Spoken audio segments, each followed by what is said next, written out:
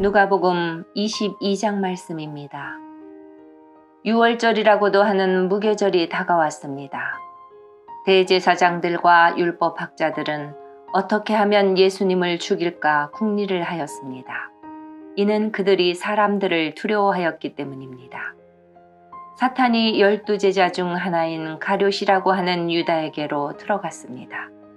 유다가 대제사장과 성전 수비대장에게 가서 예수님을 그들에게 어떻게 넘겨줄지를 의논하였습니다. 그들은 기뻐하면서 유다에게 돈을 주겠다고 약속했습니다. 유다도 찬성하고 사람들이 없을 때에 예수님을 그들에게 넘겨줄 적당한 기회를 찾았습니다. 유월절 양을 희생제물로 바치는 무교절이 되었습니다. 예수님께서 베드로와 요한을 보내면서 말씀하셨습니다. 가서 우리가 먹을 수 있도록 유월절을 준비하여라. 이들이 예수님께 물었습니다. 어디에 준비하기를 원하십니까? 예수님께서 제자들에게 말씀하셨습니다. 보아라, 도시에 들어가면 물 항아리를 가지고 가는 사람을 만날 것이다. 그를 따라 그가 들어가는 집으로 들어가거라. 그리고 집주인에게 말하여라. 선생님께서 내 제자들과 함께 유월절 음식을 먹을 방이 어디냐고 물으셨습니다. 그러면 그 사람이 위층에 있는 정돈된 큰 방을 보여줄 것이다. 거기서 유월절을 준비하여라. 베드로와 요한이 가보니 모든 것이 예수님께서 말씀하신 그대로였습니다. 그들은 그곳에서 유월절을 준비하였습니다. 때가 되어 예수님께서 식사 자리에 앉으셨습니다. 그리고 제자들도 예수님과 함께 앉았습니다. 예수님께서 제자들에게 말씀하셨습니다. 내가 고난을 받기 전에 너희와 함께 이 유월절 음식을 먹기를 간절히 바랐다. 내가 너희에게 말한다. 유월절이 하나님 나라에서 이루어질 때까지 다시는 유월절 식사를 하지 않겠다. 예수님께서 잔을 받아서 감사기도를 드리고 말씀하셨습니다. 이 잔을 받아 너희들끼리 나누어 마셔라. 내가 너희에게 말한다. 하나님 나라가 올 때까지 포도 열매에서 난 것을 이후로는 마시지 않을 것이다. 그리고 예수님께서 빵을 들고 감사기도를 드렸습니다. 그리고 떼어서 제자들에게 주시며 말씀하셨습니다. 이것은 내가 너희에게 주는 내 몸이다. 이것을 행하여 나를 기념하여라. 이와 같이 빵을 드신 후에 잔을 가지시고 말씀하셨습니다. 이 잔은 너희를 위하여 흘리는 내 피로 세운 새 언약이다. 보아라, 나를 넘겨줄 사람의 손이 나와 함께 식탁 위에 있다. 인자는 정해져 있는 대로 갈 것이나 인자를 넘기는 그 사람에게는 화가 있다.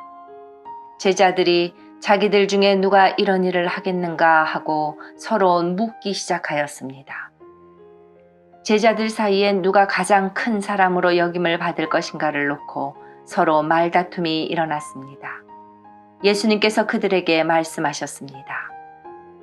이방인들의 왕은 백성들 위에서 왕 노릇한다.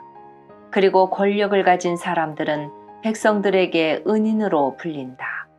그러나 너희가 그래서는 안 된다. 너희 중에 가장 큰 사람은 가장 어린 사람처럼 되어야 하고 지도자는 종처럼 되어야 한다.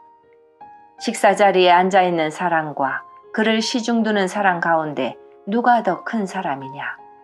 식사 자리에 앉아있는 사람이 아니냐? 그러나 나는 섬기는 사람으로 너희 가운데 있다. 너희는 내가 시험을 당할 때 나와 함께 있었다. 내 아버지께서 내게 나라를 주신 것처럼 나도 너희에게 주려고 한다. 너희는 내 나라에서 먹고 마실 것이며 왕자에 앉아 이스라엘의 12지파를 심판할 것이다.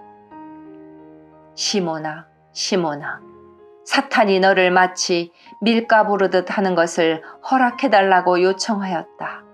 그러나 나는 네가 믿음이 꺾이지 않도록 기도하였다. 네가 돌아온 후에 내 형제들을 굳게 하여라. 베드로가 예수님께 말했습니다.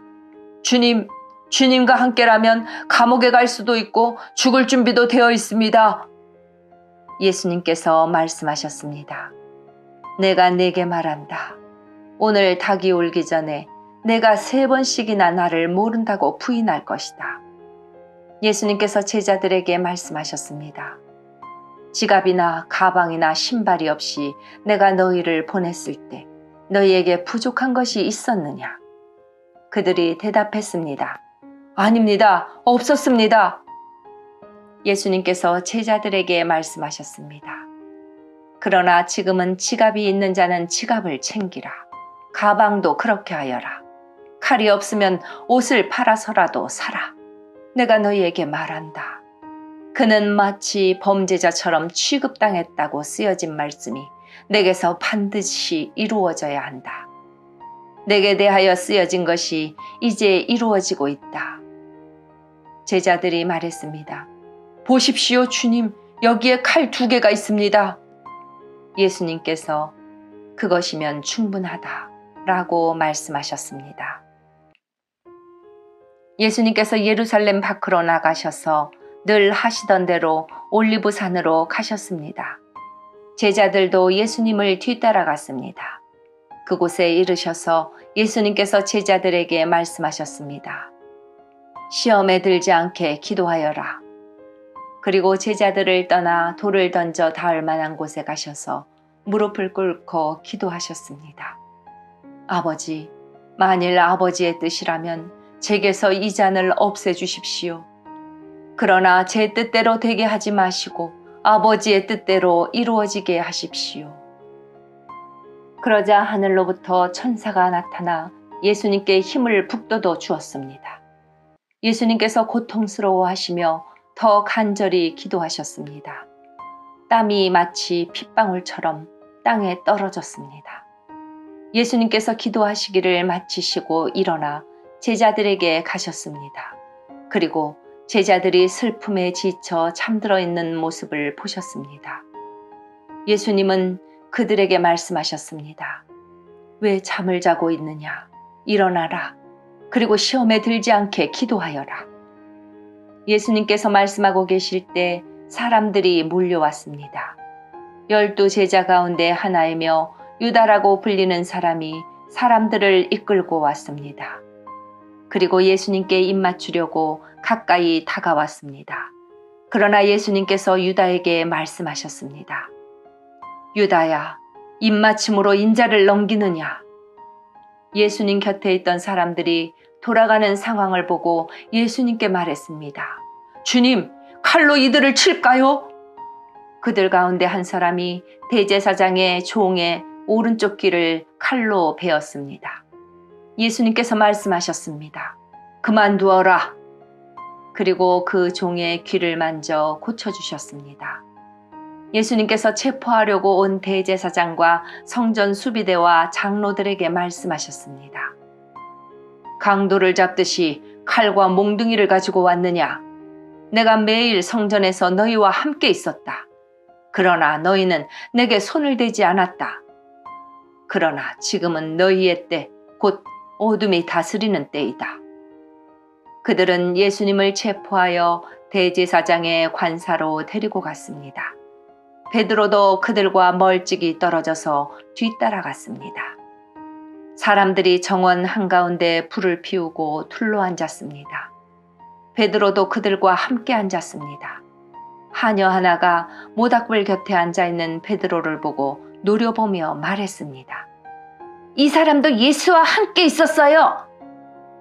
베드로가 부인하며 말했습니다. 여보시오, 나는 예수를 모르오. 조금 후에 또 다른 사람이 베드로를 보고 말했습니다. 당신도 그들과 한패요. 그러자 베드로가 말했습니다. 이 사람아, 나는 아니야. 약 1시간 후에 다른 사람이 주장했습니다. 분명히 이 사람도 예수와 한패요. 이 사람도 갈릴리 출신이니까. 그러자 베드로가 말했습니다. 여보시오, 나는 당신이 무슨 말을 하는지 알지 못하오. 베드로가 말하고 있을 때 닭이 울었습니다. 주께서 돌아서서 베드로를 보셨습니다. 베드로는 주께서 오늘 닭이 울기 전에 네가 나를 3번이나 모른다고 부인할 것이다 라고 하셨던 말씀이 기억났습니다. 그래서 베드로는 밖으로 나가서 몹시 울었습니다. 예수님을 지키던 사람들이 예수님을 모욕하고 놀렸습니다. 그들은 예수님의 눈을 가리고 물었습니다. 알아맞혀 보아라. 너를 때린 자가 누구냐? 그 사람들은 여러 가지 말로 예수님을 모독하였습니다. 날이 밝자 백성의 장로들, 곧 대제사장들과 율법학자들이 함께 모였습니다. 그리고 예수님을 그들의 법정으로 데리고 가서 물었습니다. 진정 네가 그리스도인지 우리에게 말해보아라. 예수님께서 그들에게 말씀하셨습니다. 내가 너희에게 말해도 믿지 않을 것이다. 또한 내가 물어도 너희는 대답하지 않을 것이다. 그러나 이제부터 인자가 전능하신 하나님의 오른쪽에 앉게 될 것이다. 그들이 모두 물었습니다. 그러면 당신이 하나님의 아들이요? 예수님께서 그들에게 대답하셨습니다. 내가 그렇다고 너희가 말했다. 그들이 말했습니다. 우리에게 무슨 증거가 더 필요하겠는가? 우리가 직접 이 사람의 입에서 나오는 소리를 들었다. 아멘.